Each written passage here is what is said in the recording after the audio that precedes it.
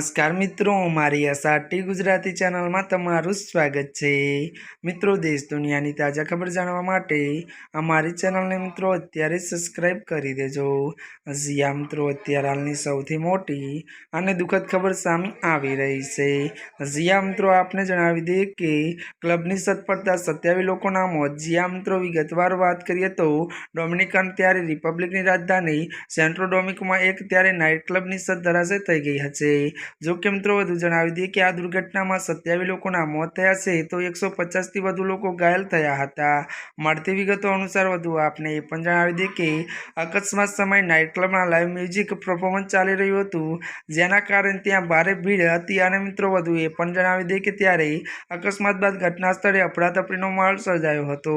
મળતી વિગતો અનુસાર વધુ જણાવી દઈએ કે હાલમાં ટીમોએ બચાવ કામગીરી શરૂ કરી દીધી છે। તો મિત્રો વધુ એ પણ જણાવી દઈએ કે મૃત્યુઆંક વધી શકે છે।